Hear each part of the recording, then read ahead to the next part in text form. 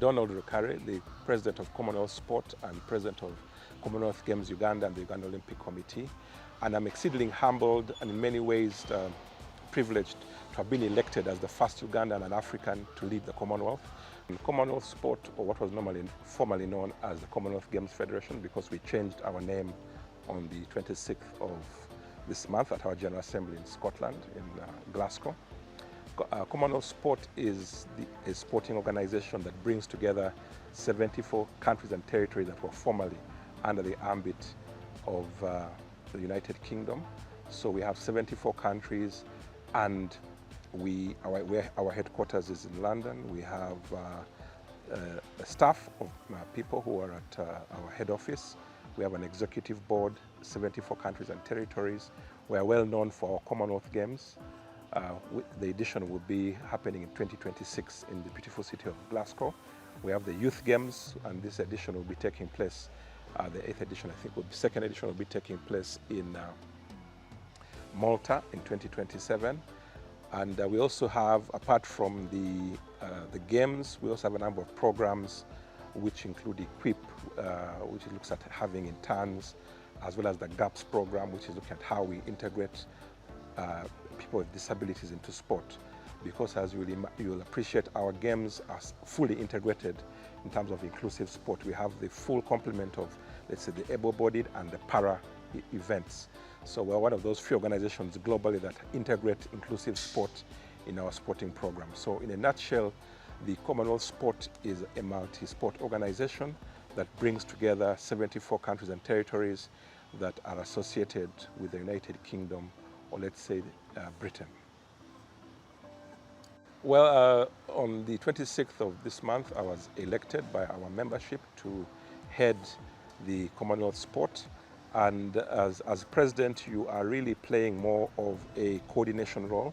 We have an executive board, which is made up of a number of members who are elected. Our main election had taken place in 2023 in Singapore. And as president, you chair the executive board. You're also a member of various committees like the Audit and Risk Committee, the Governance and Integrity Committee.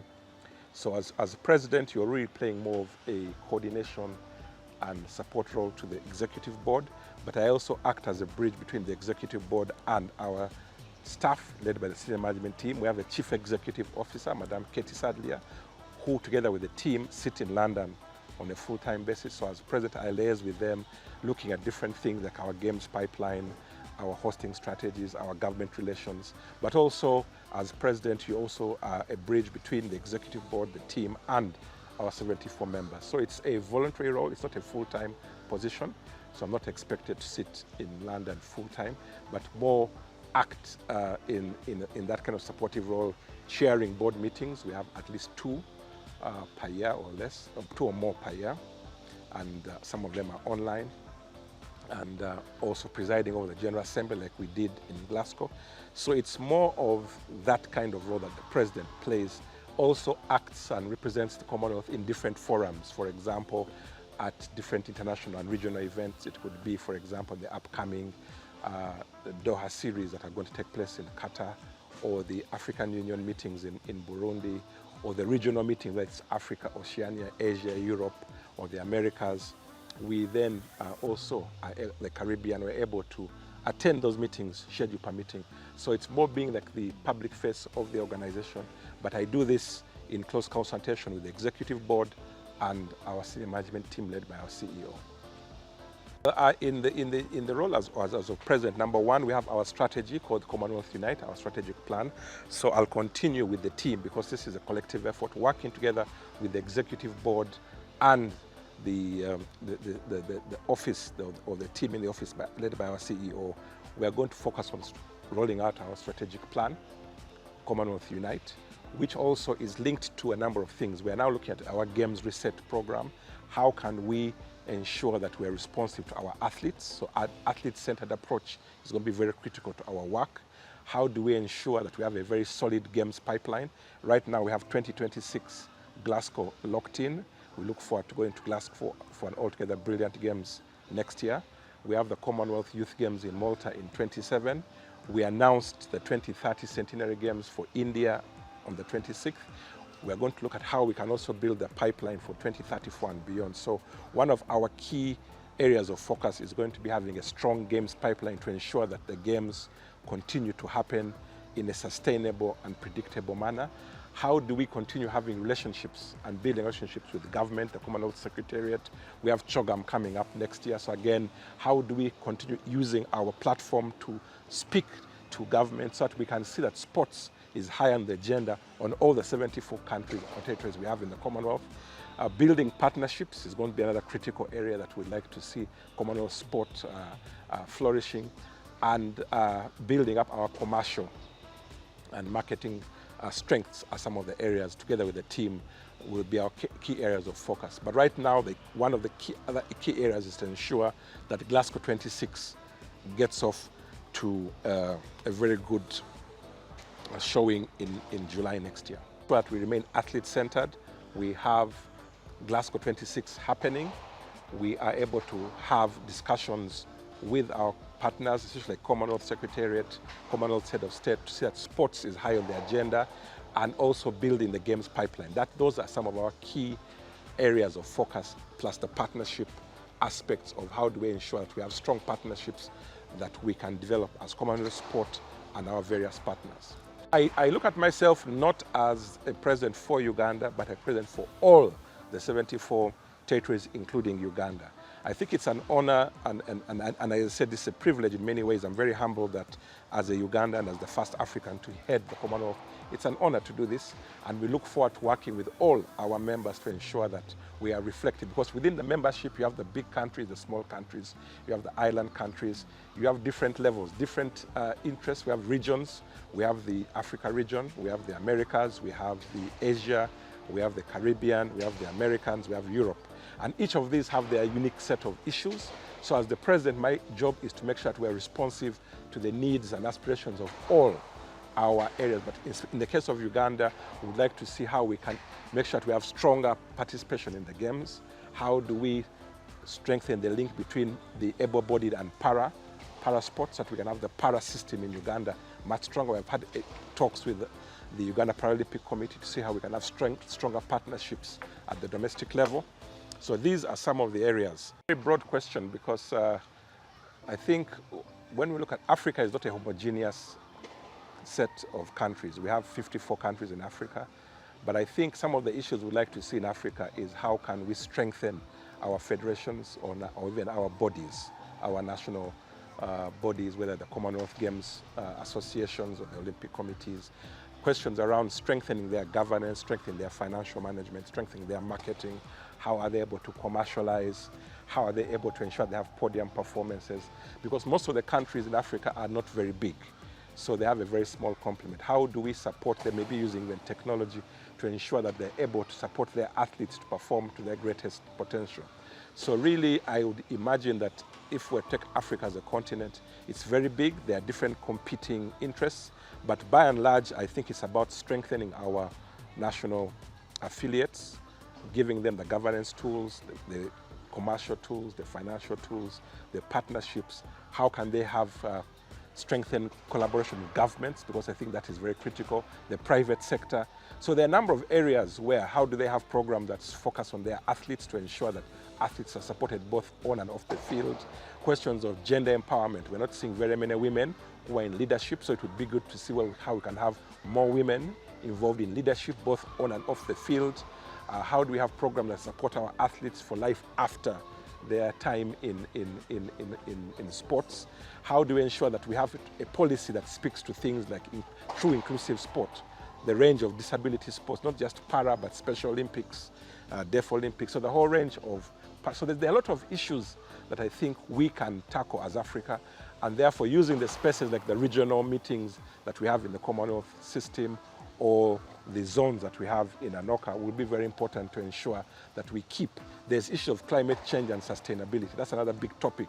So there are really very many, but I think at the end of the day, it is to try and support each of the different countries to have programs that are relating to their specific areas of interest, and that would really need them linking to ourselves, our strategic plan, but also do they have strategic plans that align to what are their areas of interest and focus.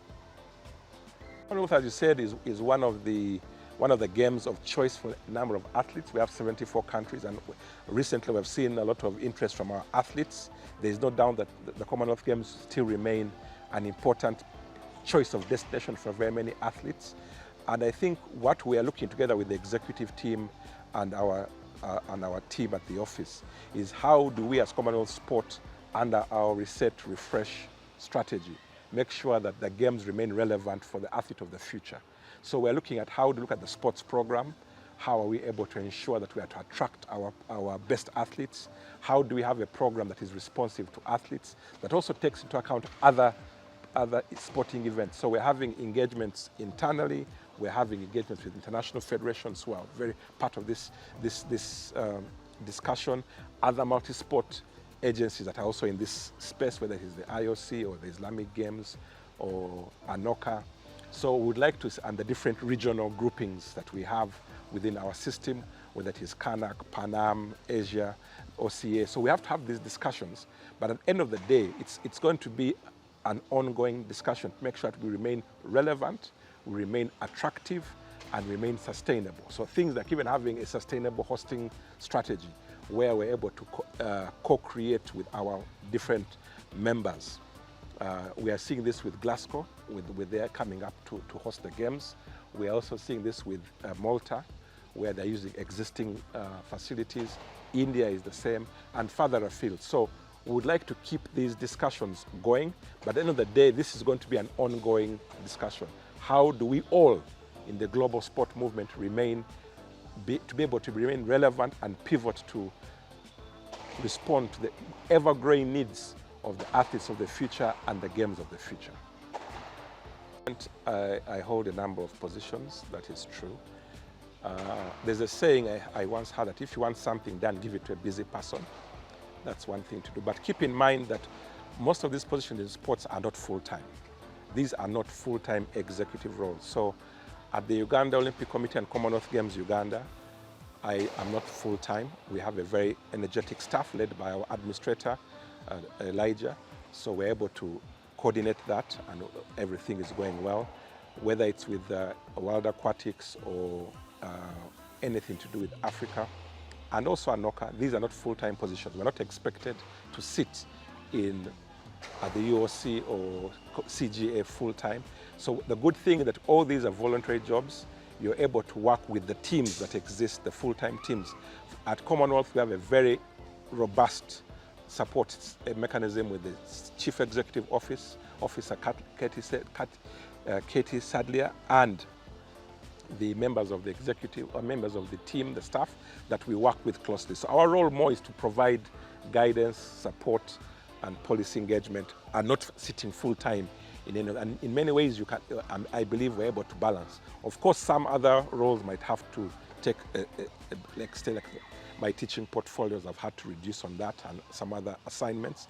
But overall, I believe that these roles complement each other. Several of my other colleagues, in fact, almost all of my colleagues that we sit with on the board are also presidents of different CGAs. They have multiple roles that they play, not only within their countries, but also regionally and globally. So it's not a thing unique to this particular situation. And I believe having the right support system and having a life-work balance will be very, very good to do. In terms of challenges, I think will always be there. I would not look at them as challenges, I would look at them as issues to deal with. We have to ensure that we have a robust pipeline. I talked about this. How do we ensure that we have our hosting strategy in place? We have 26 in place. We have 2027 in place for Malta, for the Commonwealth Games. We have 2030 locked in. So the challenge at Commonwealth Games, or the issue that we're dealing with, is to ensure that we remain relevant and we're able to respond and have these discussions and respond to the needs of our 74 territories and the athletes of our members. At the national level, really it's about how do we resource ourselves to ensure that we're able to have the requisite support to get the teams. For example, we have the upcoming Youth Games in Angola. We have the Commonwealth Games next year. Do we have the necessary preparation? As you know, right now we're in this transition stage in Uganda where all the members have to comply with the new law. This is going to bring its own set of issues, but it's our hope that once this is settled, we should be able to support the teams and the federations to be able to go forward to prepare for the upcoming games